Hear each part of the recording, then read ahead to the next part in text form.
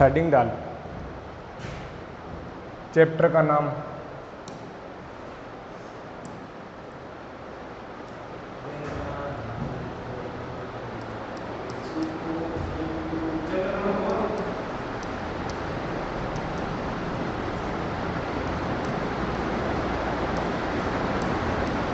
Moving charges,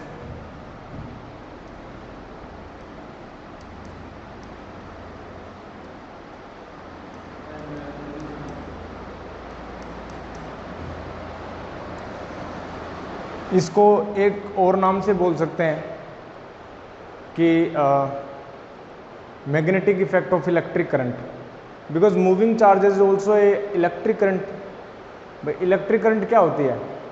electric current means moving charges, यही तो होती है। तो हम ऐसे बोल सकते हैं कि magnetic effect of electric current. चलो छोड़, अब इसमें हेडिंग डाल, concept of magnetic field.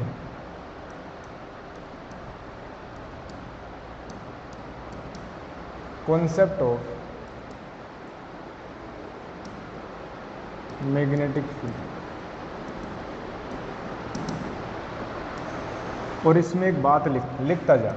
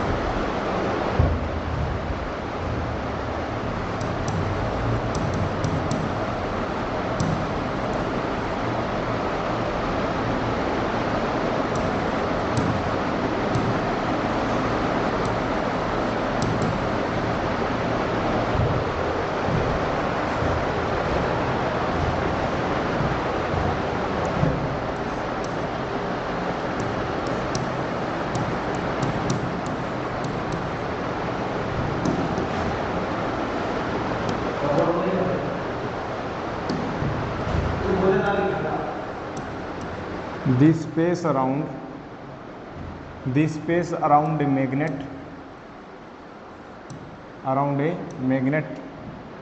in which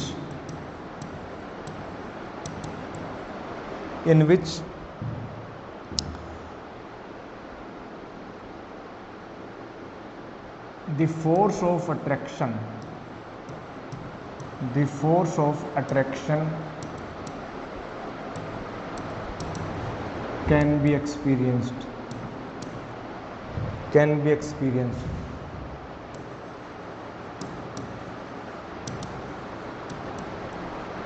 is called the magnetic field. The magnetic field of the magnet.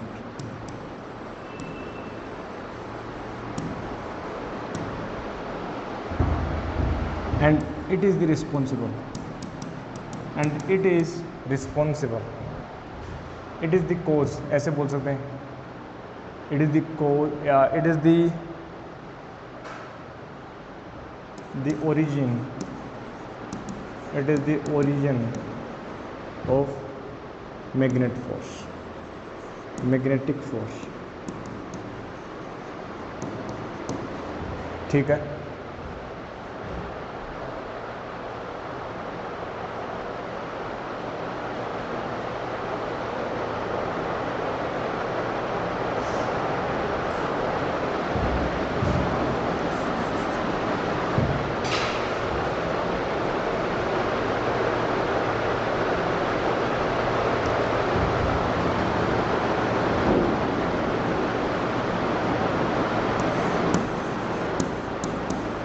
Oersted.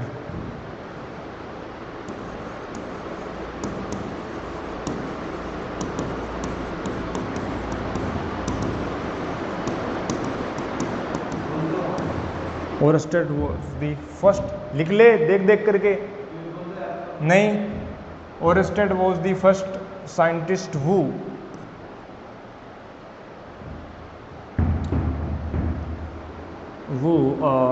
suggested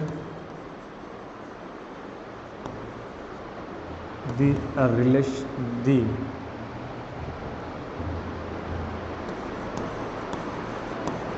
relation of magnetic field,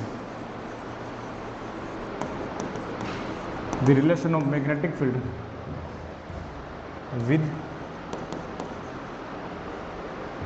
moving charges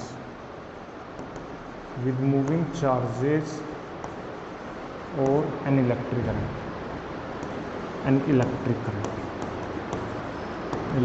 current by his experiment.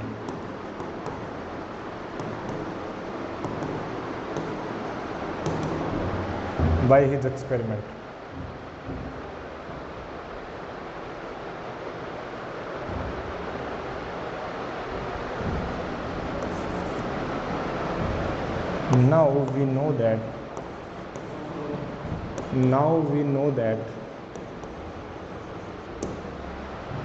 Video blur आ रहा है क्या? एक बार tap करना, gentle tap होता है. Now we know that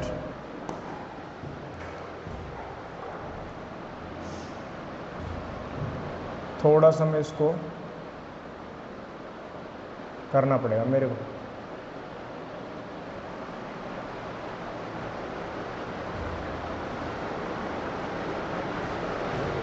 Now we know that if charges, ये मैंने पहले भी लिखाया था, charges are at rest, ठीक है ना, produce electric field. Constant electric field लिख लेगा तो और भी अच्छा रहेगा, ठीक है ना. कॉन्स्टेंट इलेक्ट्रिक फील्ड लिख लो, produce constant electric field.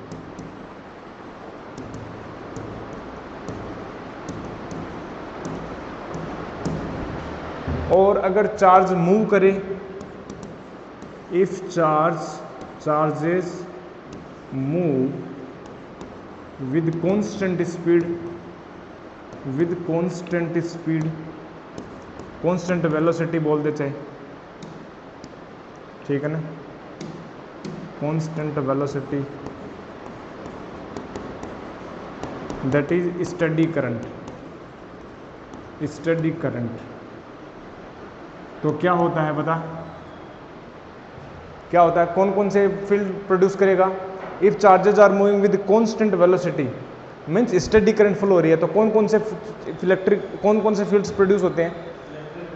And मैंने प्रीवियस चैप्टर में लिखाया था, in the beginning of the chapter मैंने बताया था कि चार्जेज अगर रेस्ट पर हो तो इलेक्ट्रिक फील्ड प्रोड्यूस करता है, और अगर चार्ज मूव हो कांस्टेंट वेलोसिटी से तो इलेक्ट्रिक प्लस मैग्नेटिक दोनों प्रोड्यूस करता है. सही बात है, तो लिख ले produce.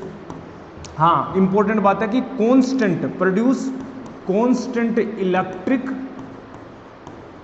Constant electric field and magnetic field, ये दोनों कांस्टेंट होंगे. मैग्नेटिक फील्ड, ठीक है ना, ये इंपॉर्टेंट है. और अगर चार्ज एक्सेलरेट करने लग जाए तो, इफ ये एग्जाम में नहीं आएगा, बेसिक इंट्रोडक्शन चल रहा है. इफ चार्ज स्टार्ट एक्सेलरेटिंग,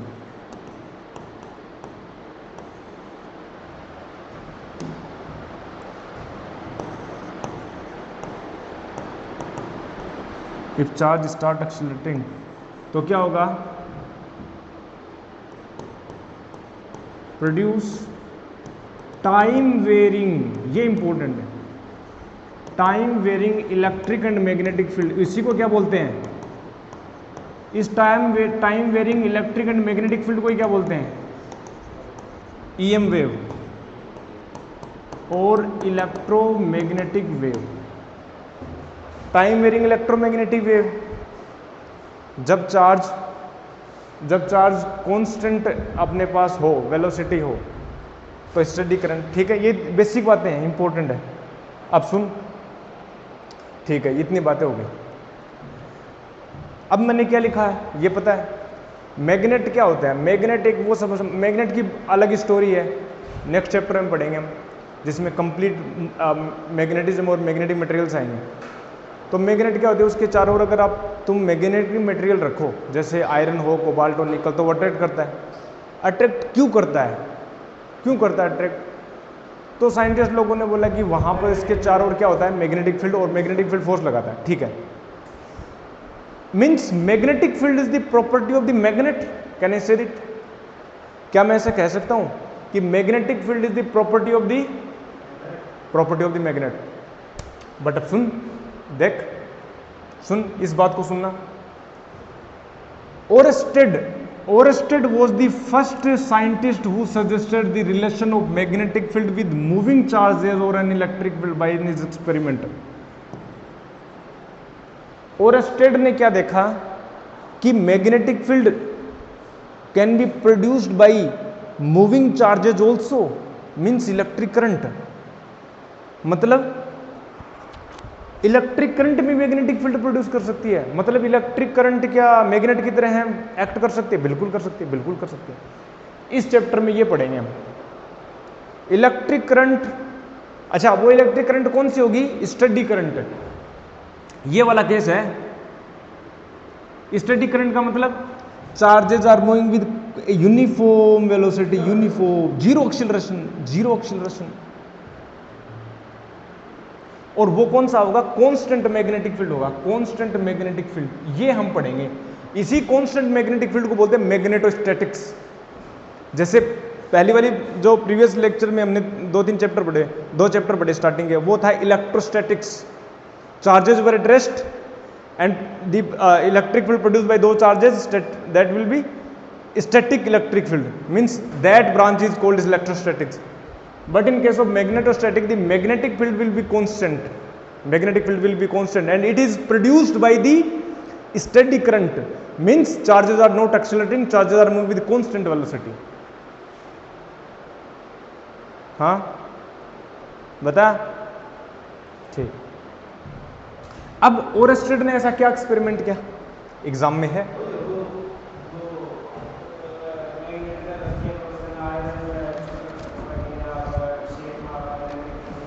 लिख।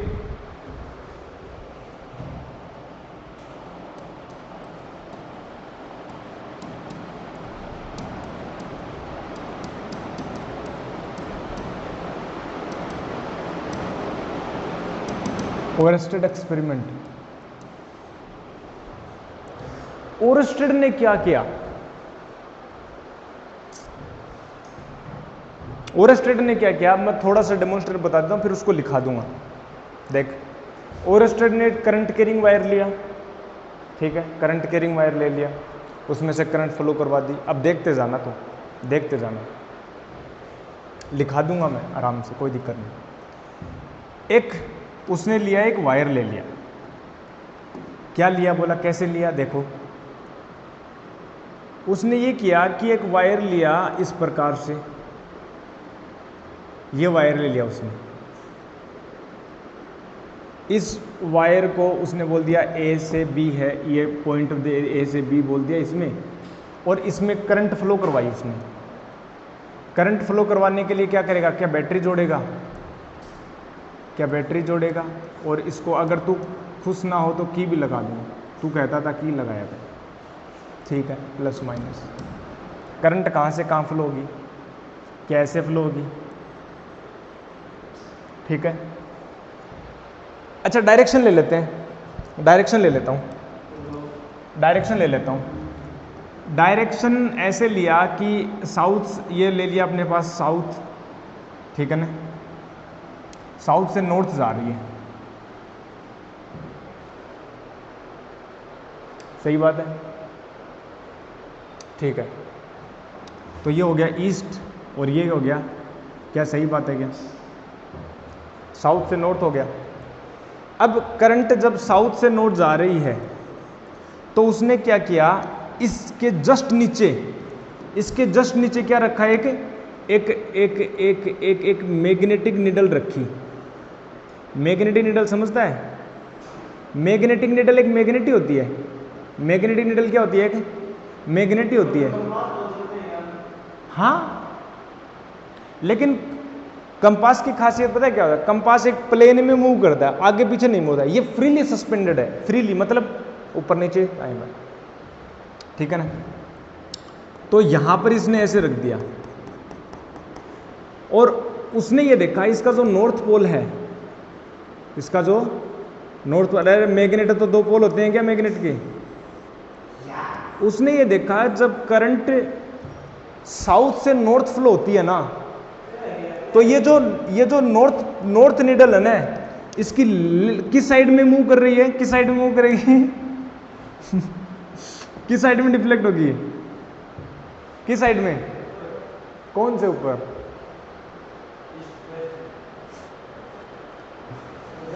कभी तुमने देखा है साउथ नॉर्थ ऐसे हो, ईस्ट वेस्ट ऊपर हो?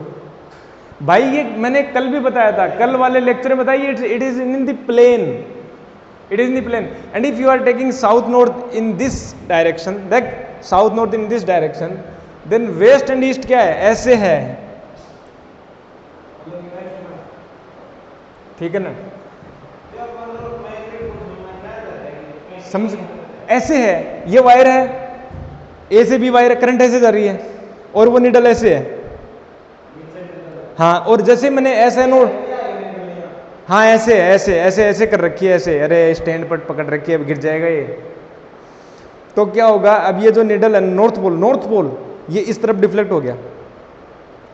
फिर हमने करंट की डायरेक्शन बी से की, तो ये किस तरफ डिफ्लेक्ट हुआ? राइट साइड में हो गया। पहले लेफ्ट में हुआ, फिर राइट में हो गया।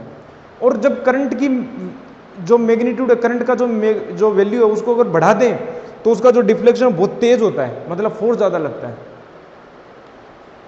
Since magnetic needle only can be deflected by the magnetic field. अरे मैग्नेट क्या मैग्नेटिक फील्ड से डिफ्लेक्ट होगी? इसका मतलब यहां पर क्या है? और जैसे ही मैं करंट को ऑफ कर देता हूं ना, तो डिफ्लेक्शन भी बंद हो जाता है। इसका मतलब करंट जो वो क्या प्रोड्यूस कर रही है? मैग्नेटिक फील्ड प्रोड्यूस कर रही है। करंट मैग्नेटिक फील्ड प्रोड्यूस कर रही है। और यहां से ओरस्टेड भाई साहब को सब पूछने लग गए कि अब भाई साहब आपका धन्यवाद, आपने ये बता दिया कि हाँ करंट भी मैग्नेटिक फील्ड प्रोड्यूस कर सकती है। मतलब इलेक्ट्रिक करंट मतलब चार्जेज भी क्या प्रोड्यूस कर सकते हैं? Magnetic field. अच्छा एक बात बता, क्या इसके चारों ओर इलेक्ट्रिक फील्ड भी होगा? क्या इसके चारों ओर इलेक्ट्रिक फील्ड भी होगा? क्या मैग्नेटिक फील्ड ही होगा?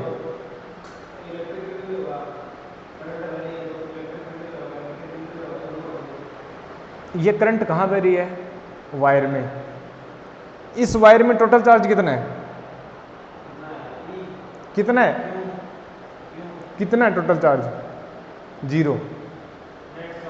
टोटल चार्ज कितना है? जितना इलेक्ट्रॉन निकले उतने ही वो पॉजिटिव आयन भी छोड़ दिए, तो टोटल चार्ज 0 है। जब टोटल चार्ज 0 तो अंदर बाहर इलेक्ट्रिक फील्ड होगा। इलेक्ट्रिक फील्ड क्या होता है?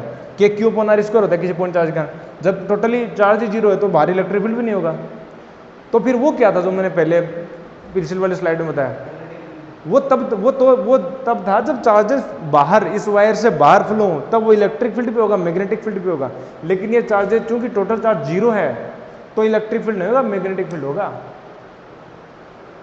ये बहुत इंपॉर्टेंट बात है, ठीक है? अब इस बात को मैं लिखा सकता हूं।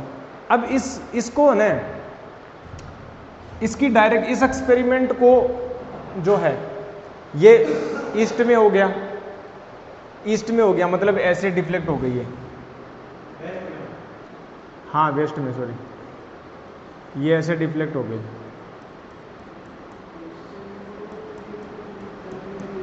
ऐसे हो गई। और जब करंट की डायरेक्शन ऐसे की तो करंट की डायरेक्शन जब ऐसे की तो क्या हुआ? हाँ ए बी, करंट की डायरेक्शन जब ऐसे की तो किस तरफ होगी?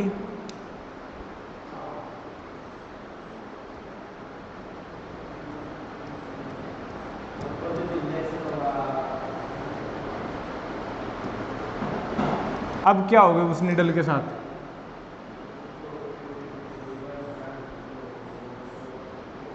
ये नॉर्थ आ गया, ये साउथ आ गया। अब बता किस तरफ होगी, कैसे हो जाएगी क्या?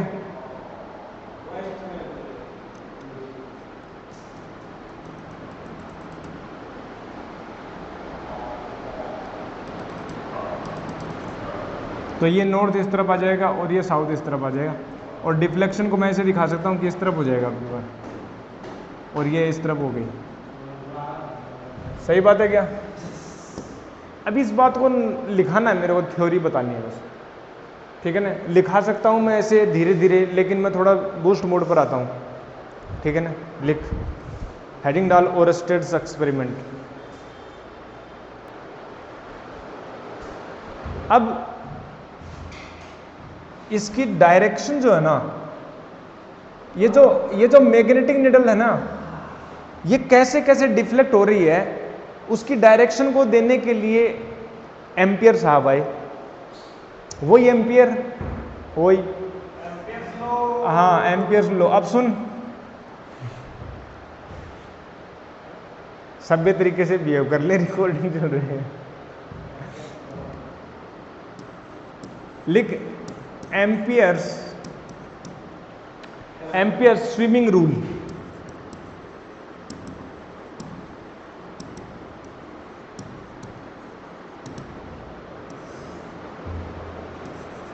लिखता जा। हाँ मैं बता दूंगा, हाँ वही होगा।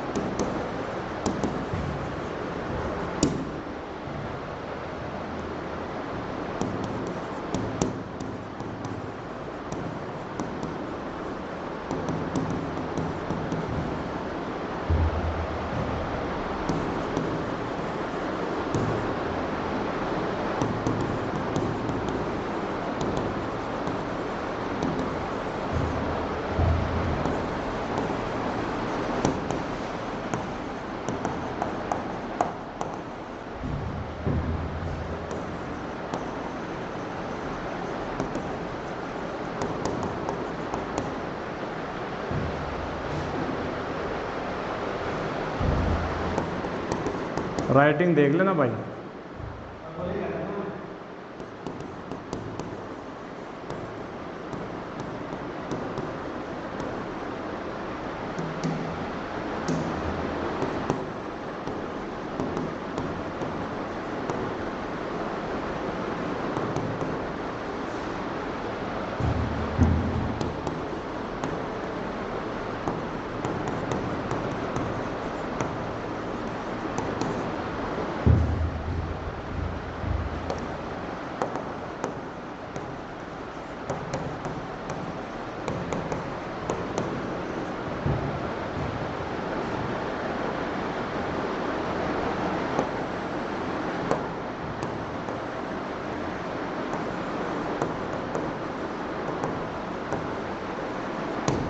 ये हो गया स्नो, सॉरी स्विमिंग करवा दो इसको, तू कहे तो स्विमिंग करा देता हूँ। देख ये निडल ले ली मैंने, और ये इंसान का बच्चा जो है, इंसान का बच्चा को मेरे को कैसे बनाते हैं उसकी शक्ल। इसका ये चेहरा है, और ये कुछ इस प्रकार से तैर रहा है। ये यस। अब इसका हेड जो है ना किस तरफ है, करंट की डायरेक्शन में, मतलब, और करंट कैसे भरी है साउथ से नॉर्थ। अब ऐसे हो जाऊं, करंट ऐसे है, मेरा हेड किस तरफ है, करंट की डायरेक्शन में तुम किस तरफ होगी, है मेरे नॉर्थ, लेफ्ट हैंड की तरफ होगी। और अगर करंट ऐसे फ्लो जाए तो लेफ्ट हैंड, करंट की डायरेक्शन में मूव लो और लेफ्ट हैंड बस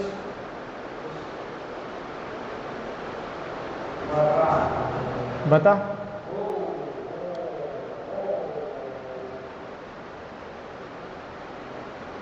ठीक है,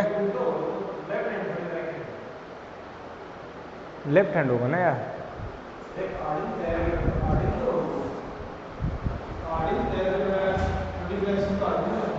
अब आगे लिख स्नो रूल। क्या हो गया, गलत है? अरे लेफ्ट हैंड ही होगा भाई। ये इस तरफ बहा, इसको, इस व्यक्ति को इस तरफ बहा। हाँ ऐसे बह रहे तो, हाँ हाँ तो नॉर्थ पोल इस तरफ भी जा रहा है। हाँ हाँ, नॉर्थ पोल देखना इस तरफ जाएगा, बाहर की तरफ होगा ना, बाहर की तरफ होगा ना। हाँ तो नॉर्थ पोल इस तरफ रख ले भाई, बात एक ही है, दूर की तरफ जाएगा नॉर्थ पोल। अगर तू नॉर्थ, सपोज कर, अगर, हाँ मैंने तो ऐसे लिया, अगर नॉर्थ पोल ऐसे हो तो इस तरफ हो जाएगा, वो साउथ पोल अंदर की तरफ जाएगा फिर। और इसको जो है ना, इस वाले को एक और रूल से दिया जाता है, लिख, नेक्स्ट एरो लगा, लिख द डायरेक्शन, हाँ बना ले चाहे, द डायरेक्शन स्नो रूल बना ले चाहे, नेक्स्ट हेडिंग डाल ले चाहे स्नो रूल। ये तो बना ले, ये तो बना, ये बना।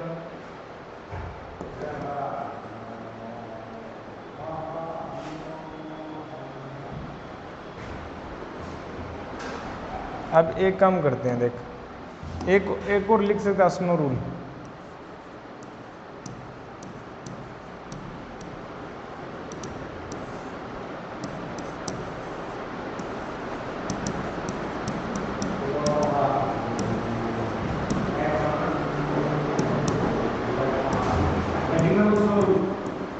हाँ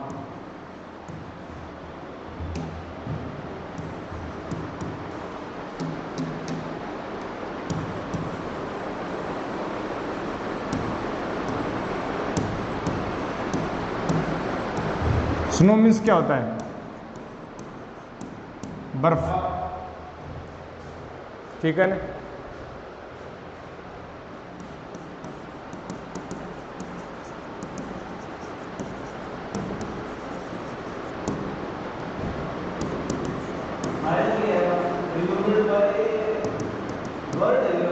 हाँ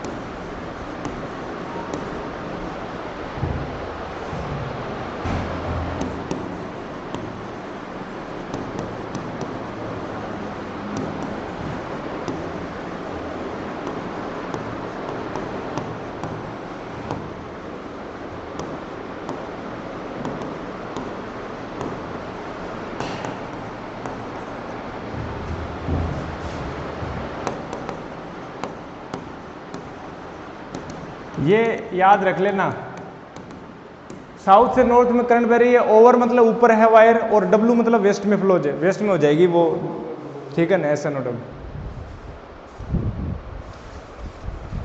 नहीं आएगा भाभी, छोड़ दिया लगता मुझे।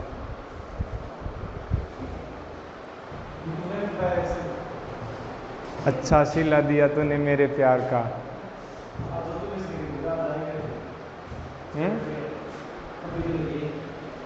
ये पता लगे ना, ऐसे नोट, साउथ से नॉर्थ में करंट फ्लो करवा दे, ओ मतलब वायर ओवर है किसके, निडल के, तो निडल जो है वेस्ट में हो जाएगी।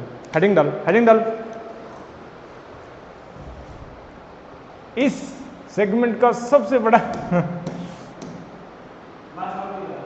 बड़ा टॉपिक इस सेगमेंट का, लिख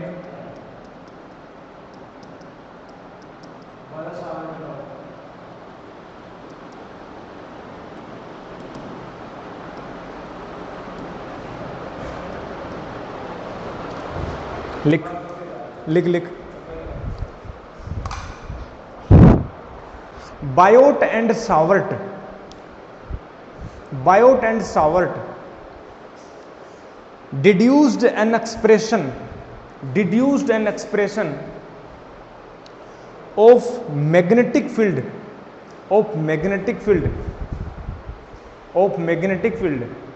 due to a current element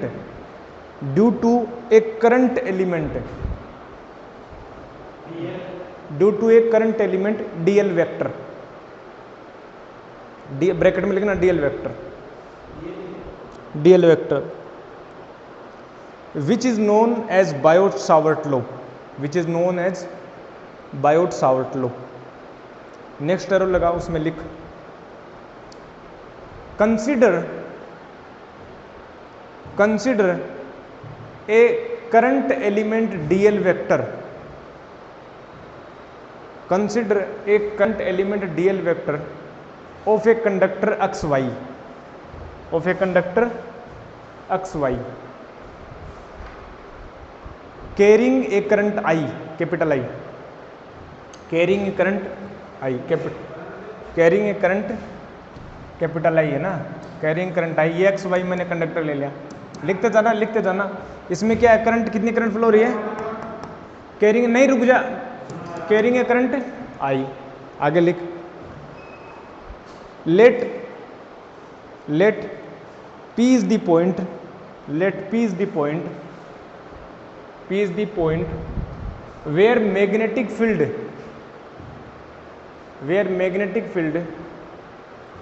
due to current element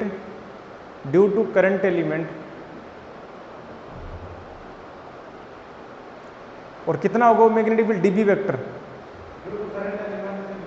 magnetic field के आगे छोटी सी जगह है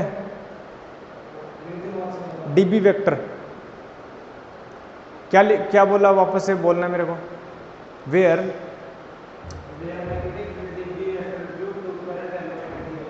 ठीक है ना, लिख is to be calculated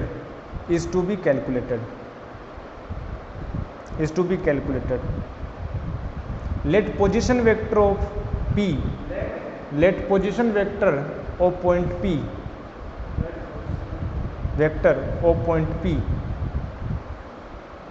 relative to element dl vector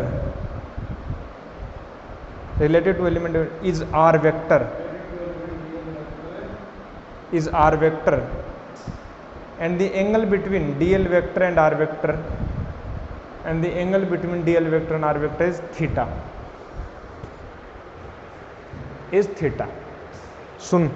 सुन ले एक बार, ध्यान से सुन ले। चूंकि ये वायर कंप्लीट है, पूरा वायर है, क्या है, पूरा वायर है, करंट इसमें फ्लो हो रही है आई में, सुन ले, करंट कितनी फ्लो हो रही है, आई हो रही है। बायोट-सावर्ट ने मैग्नेटिक फील्ड का फॉर्मूला दिया निकालने का, किसके लिए, करंट कैरिंग। ये तो पता चल गया हमें कि करंट कैरिंग वायर के चारों ओर क्या होता है, किसने बताया, तेरे चाचा ने बताया, किसने बताया, ओरेस्टेड ने बताया। और फिर इसने क्या बोला, मैं नियम दे देता हूं, उसने कहा कि मैं पूरे वायर के कारण नहीं बताऊंगा मैग्नेटिक फील्ड, मैं छोटे से एक एलिमेंट के कारण बताऊंगा। एलिमेंट बोले तो क्या, उसने बोला कि एलिमेंट का मतलब एक छोटी सी लेंथ का आप एक डिस्प्लेसमेंट वेक्टर बोलो, ऐसे डीएल वेक्टर, ऐसे ये वेक्टर ना छोटा सा, इसकी लेंथ, उसने बोला इसकी जो लेंथ है वो डीएल वेक्टर होगी, इसकी जो लेंथ है वो क्या होगी, डीएल वेक्टर ऐसे, और इसकी डायरेक्शन होगी करंट की डायरेक्शन में लूंगा मैं, इंपॉर्टेंट बात है ये डीएल वेक्टर ले लिया, क्या ले लिया, और जिसमें करंट कितनी फ्लो हो रही है, आई, करंट कितनी फ्लो हो रही है, आई की डायरेक्शन में क्या ले लिया। उसने बोला इस डीएल वेक्टर छोटा सा वायर है, इसके कारण जो मैग्नेटिक फील्ड होगा वो कितना होगा, डीबी, और टोटल के कारण बी, कितनी पोजीशन वेक्टर के ऊपर। उसने बोला यहां से एक, मान लो किसी पॉइंट पी के ऊपर मुझे निकालना है, क्या निकालना है, मैग्नेटिक फील्ड निकालना है, और जिसका पोजीशन वेक्टर कितना है, आर वेक्टर। और डीएल वेक्टर और आर वेक्टर के बीच का एंगल कितना है, थीटा है। तो बायोट सावर्ट लॉ ने क्या बोला, according to Biot Savart law, सुनना क्या, according to Biot Savart law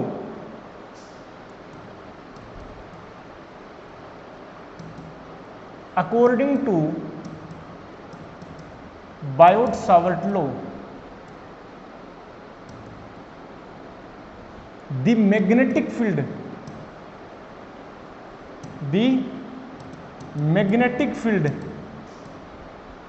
magnitude of magnetic field, sorry, Biot-Savart law, the magnitude of the magnetic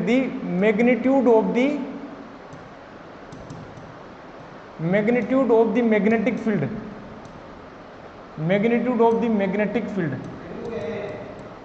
is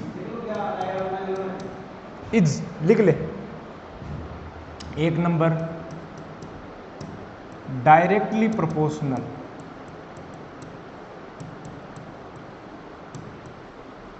is directly proportional to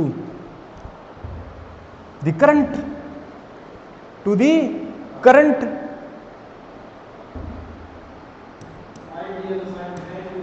हाँ, to the current I flowing in conductor।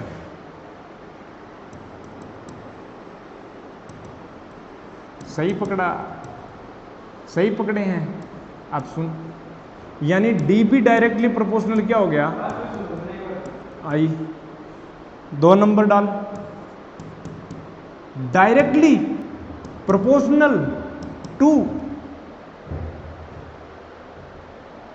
The length of the element, length कितनी element की, yes, to the length of the element,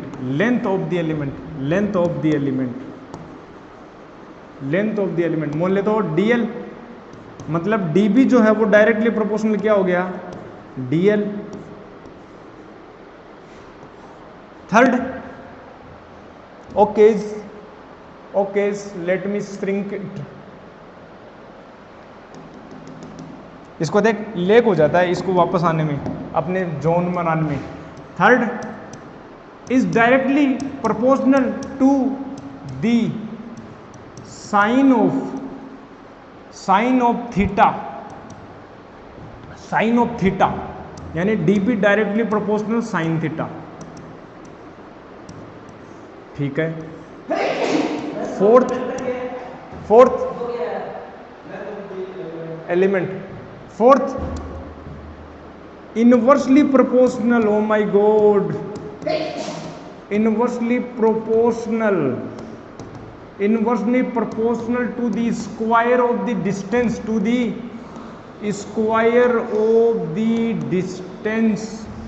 square of the, या position vector बोल दे, square of the position vector, ठीक है ना, या ऐसे बोल दे distance of between element and point, ठीक है, square of the distance between element and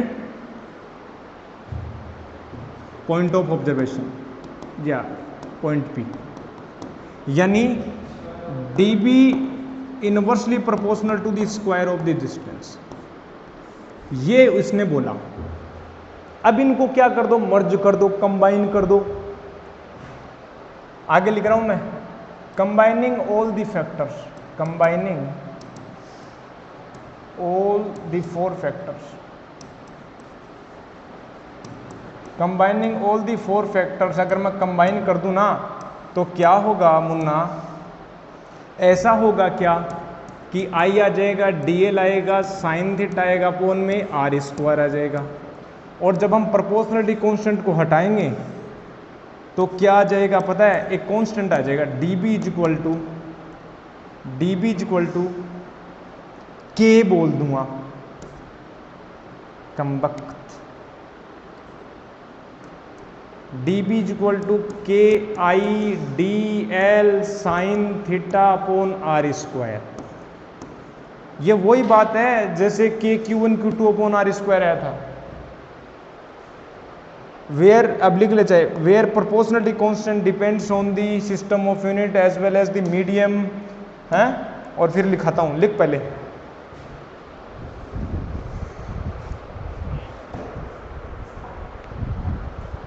लिख आगे लिख, द प्रोपोर्शनलिटी कांस्टेंट के, द प्रोपोर्शनलिटी कांस्टेंट के,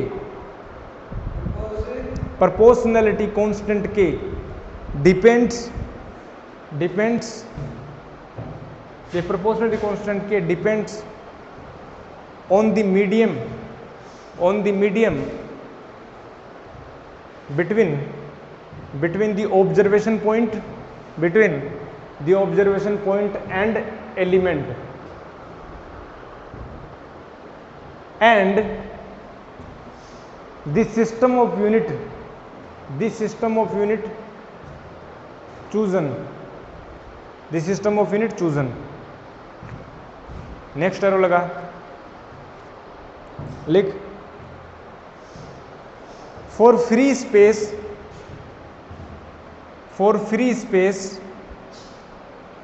एंड SI सिस्टम नीचे लिख, K is equal to mu naught upon 4 pi, that is 10 to the, इसकी वैल्यू होती है 10 टू दी पावर -7। ठीक है। अब इसकी यूनिट भी देख ले, टेस्ला, ठीक है, और मीटर, हाँ, और एम्पीयर इनवर्स, ऐसे ही होगी क्या, देख इसकी यूनिट क्या होगी, देख मीटर से मीटर कट गया, टेस्ला मीटर और अपॉन में एम्पीयर आएगा तो एम्पीयर इनवर्स हो जाएगी, और इसकी तो यूनिट होती नहीं है, सप्लीमेंट्री क्वांटिटी होती है एंगल, प्लेन एंगल। अच्छा, ये हो गया टेस्ला मीटर एम्पीयर इनवर्स, होगी कि नहीं होगी। और इसको हम ऐसे ही बोल सकते हैं, देख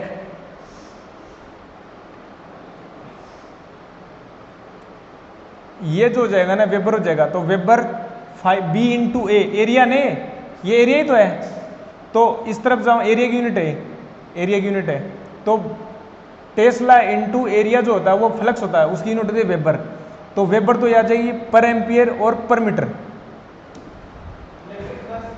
तो वेबर पर एम्पियर पर मीटर, हाँ फ्लक्स की वेबर होती है, फ्लक्स की वेबर क्या लिख लेना, वेबर हो गए, अब लिख लेना वेबर, ठीक है। अब म्यू नोट क्या है यहां पर बताना जरा, where mu naught is the permeability of free space, permeability नहीं है, परमिएबिलिटी ऑफ फ्री स्पेस है, जैसे उसमें क्या आता था, परमिएटिविटी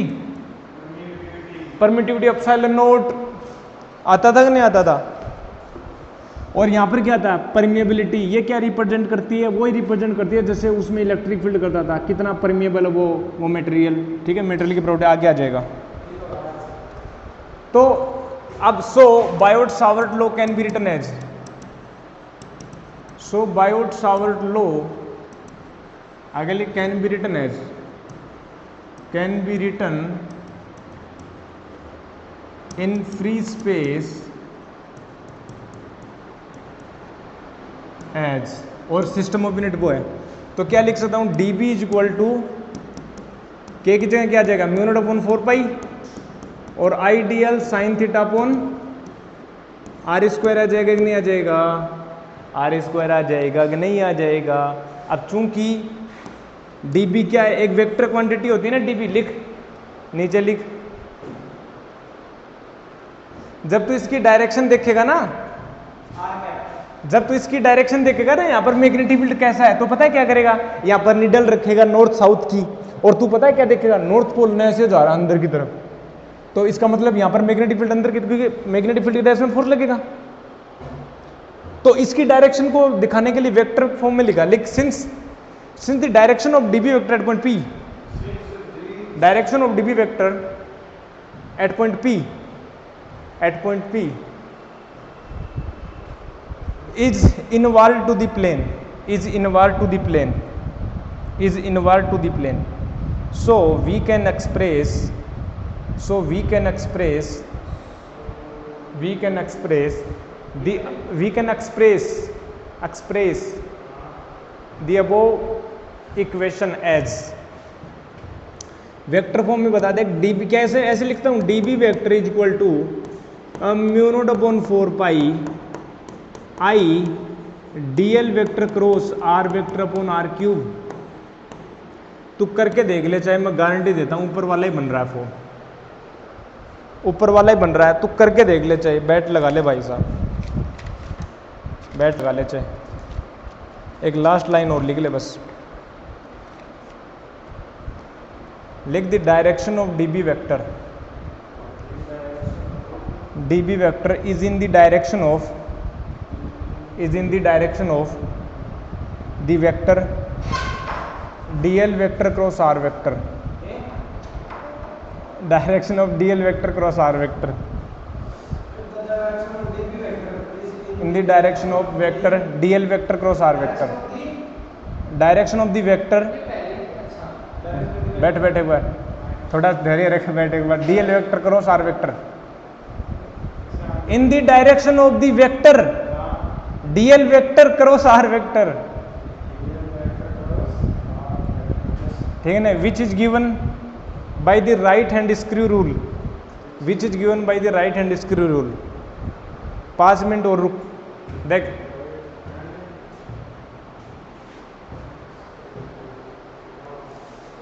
मैंने देख क्या क्या करवा दिया भवे, मैजिक हो गया है, तो सुन मैजिक हो गया है, देख ये मैजिक, जादू जादू, ओ माय गॉड जादू,